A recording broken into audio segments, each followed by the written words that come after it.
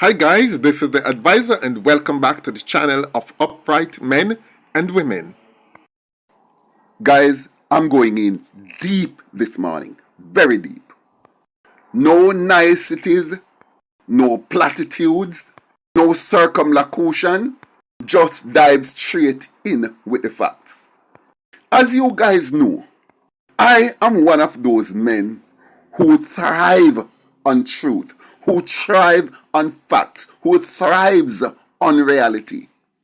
And my integrity will not let me look upon a spade and call it a shovel. I just can't do it. For me, the truth matters. But there are a set of people in this world.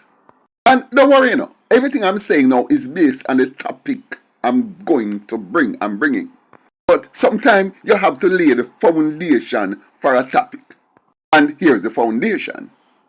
There are a set of people in this world. Well, the majority of people in this world are fanatics.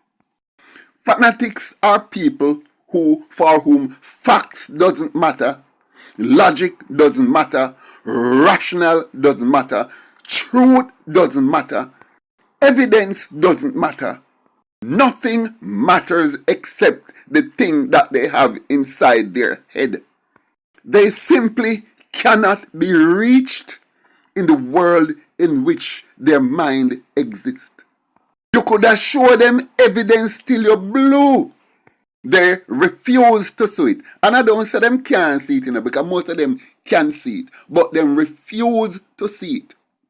Now, we have all heard of a saying, most of us will have heard the saying, that there is none so blind as those who refuse to see. And there is no sure statement on the face of this earth. Some people are so locked inside their fantasy world that it is impossible, and I really mean impossible, to get them out of it. Those are what fanatics are. Nothing matters to them except what they have in their head.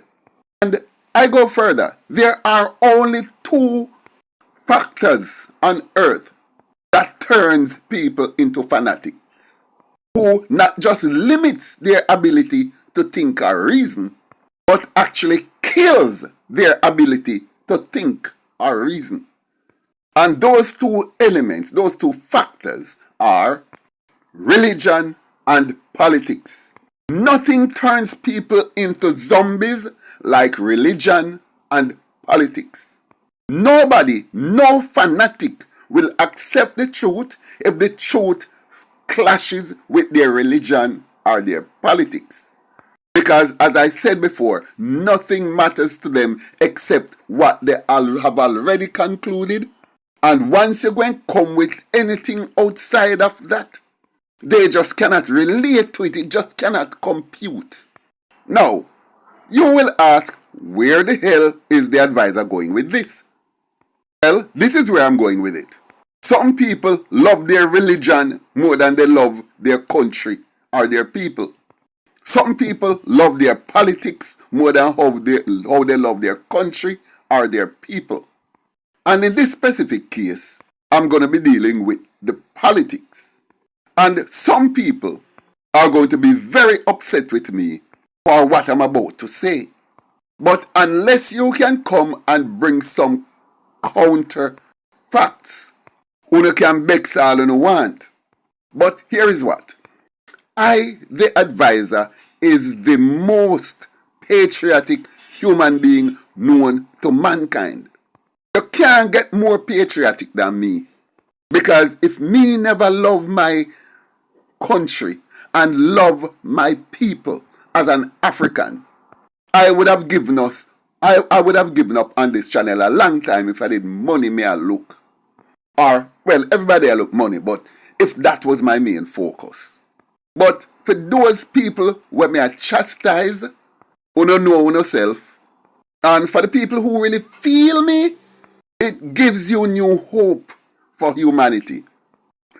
Now, before I relate the facts and then analyze those facts and draw the only rational conclusion possible, I want you guys to take in this recent speech from Jamaica's current Prime Minister, Dr. the Honorable Andrew Holness. Then after that, I want you to listen to how I see this and the historical context in which it should be viewed and what it forebodes for the future of this country. As I said, guys, this is deep. So for you, my top 1% who is going to watch this to the end, let me know what you think. Play the fool and find out. A strong warning to criminals this evening who may want to disrupt construction activities for a multi-billion-dollar investment project. Now, this warning comes from Prime Minister Dr. Andrew Holness at the groundbreaking ceremony for the Rain Tree Commercial Complex in Caymanas, St. Catherine. For those criminals listening, for those dons listening, for those who feel that they have control over this area, try it and see. Play the fool and find out. The warning from the Prime Minister to criminals who may want to profit from the construction of the Rain Tree Commercial Complex. Dr. Andrew Holness reiterated that the Jamaica Defence Force JDF will be deployed to secure the site if required. To ensure that no criminal, that no don, that no one who feels that they have control over any area can come here and say they are securing the site or extorting. If we allow that to take root at the beginning of the construction, then we would have given up the sovereign control of the state over the development and set the basis on which things like extortion would reign. For the Prime Minister, Jamaica is now different. Since the start of the year, murders are down over 35% and billions of dollars have been spent to upgrade the capacity of the security forces. So those criminals who believe that they are operating in the same space are mistaken. And it is important that I warn them, because when they get what is coming to them, and there are those who will cry out in sympathy for them, the society will know that I went to great lengths publicly to warn them. Yes, last year, I broke ground for a new wing at the Spanish Town Hospital. And at that groundbreaking, I was quite clear that if it took the deployment of the JDF to secure the site and to run the site as if it were a military barracks, then that is what I will do to ensure that no criminal, that no don, that no one who feels that they have control over any area can come here and say they are securing the site or extorting. Now, guys, this is where we come to the crux of this matter. First, guys, now this is where you're going to hear the things as it is and as it should be said. For those of you who have been on this channel long enough, you will know one thing. Me cuss Andrew night and day. And the things what me cuss Andrew Holness for is his handling of the crime situation. Because honestly, I couldn't find nothing else to cuss him about, in all honesty. And not only him, me cuss former commissioners. I'll cuss the current commissioner in the beginning. Because I kept things real. And of course, the Minister of National Security. All them people, they were always in my crosshairs. But things and times has changed. I think up to this morning, Good Friday, April 18th, I think we gone now, I think if my tally is correct, we gone 97 gunmen. This means we're closely approaching 100 gunmen killed in shootout with the police. Now, hearing Andrew Holness make this speech, it is a breath of fresh air. It is the first in history that a Jamaican Prime Minister has come out plain and straight and extricated himself 100% from gangs, from gangsterism, from criminality. It is the first we have ever seen a Jamaican Prime Minister go after gunmen with the tenacity and ferocity of this current administration. It is the first we ever see so much Dan get killed. It is the first we ever see so much gunman get killed. And of course, as the main crux of this video, which is that it is the first in Jamaica's history that a sitting government had decided to make sure, say, no gunman whatsoever ever get a single dollar when they push a shovel for on a work site. And this is extremely significant. Here is why. If a work site is being built, whether by the government or the private sector, and you have man we come say, me want 10% of that contract, else me I go disrupt it. So just give me money for not cause problems. That's all. Give me money, else me I go disrupt the contract and it can't build. In fact, you build a little one house anyway. Them come on you can't build a house unless you give me X. And them tax you. And this was caused from a time when this was normalized in the 1970s. No contract could happen anywhere in Jamaica during the 70s. Well, I wouldn't go say none, but basically very few. Government contracts were even the most blatantly infested ones. NHT at that time had to actually take a loss because it couldn't pass on the money that it paid to the gangs had to come from somewhere and somebody had to lose. And because the NHT in those days could not pass on the loss to the poor consumers that they were building the houses for, the NHT had to just hand over 10-15% of the total cost of a project to badman for the sit down in yard. And the government took a loss. And this was normalized, so normalized that even in the 80s, when the JLP took over, for a time, this continued. Albeit to a significantly lesser extent. It's just that at that time now, it's not PNP badman who are get it. It was now JLP badman. So the PNP normalized it and it continued well over into the 80s and even over into the 2000s. We know how much badman nyam out billions of dollars and build only about half dozen houses in a riverbed and billions of dollars were lost. Now I'll elaborate on that another time, but none of that was ever helping Jamaica. I remember a time in 1981, just after Siaga had won the 1980 elections in October, and at that time about 3 housing schemes were going up in Portmore. One had just been completed, well, phases of it had been completed and people were living in it, and 2 sections were also going up. And the one that I specifically remember was Southborough.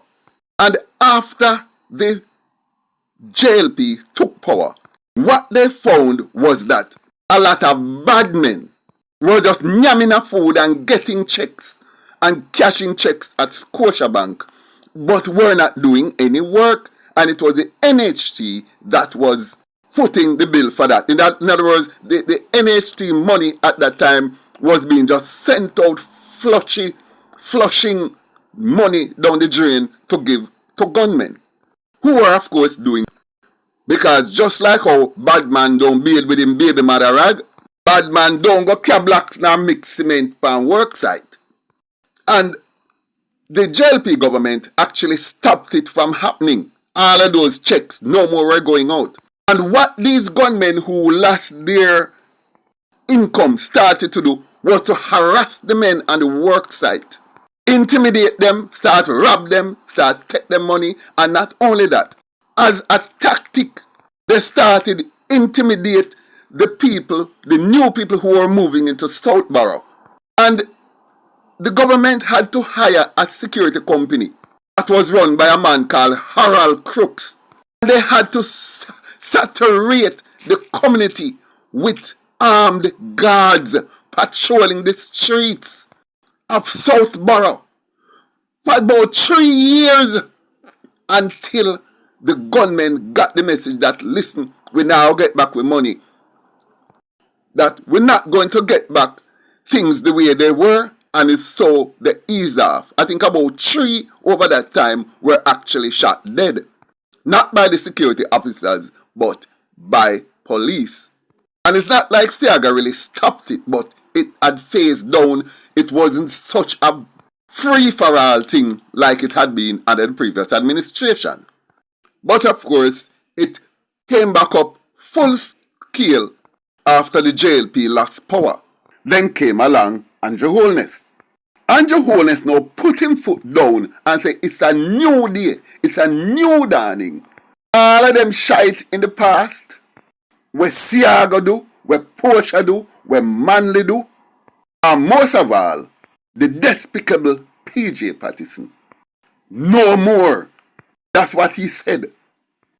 Now, if I can cuss this man when I think him nah do something right, then I'm going to praise him when he's doing something well. And we cannot look beyond the fact that more gunmen has been dying and more innocent Jamaicans' lives have been saved. But official sources are saying that murders have dropped 36%. In other words, there is 1/3 less people dead up to the middle of April 2025 than had been dead in the middle of April 2024. And if this is not worthy of praises, then I don't know what is. What we are witnessing here is a watershed moment. It's a turning point in Jamaica's history. And I am recognizing it for what it is. And I'm going to give praises where praises are due. At this point, let me get back to the topic of fanaticism. There are some who hate right now, today because of politics, hate the fact that murders are going down. They hate the fact that less Jamaicans are dying. Why? Because it does not support their political agenda. Yes, man, that's the thing with fanaticism. One will side with any evil if it is against their own fanatical beliefs. But as a true patriot, I will call out evil whence it came, whether you wear a green shirt or an orange shirt, because I am a patriot. I care about what happens to my country, not what happens to any party. Yet I will follow and support anything that is good for my country. I refuse to ignore the good that's happening in my country, just as much as I refuse to ignore the bad.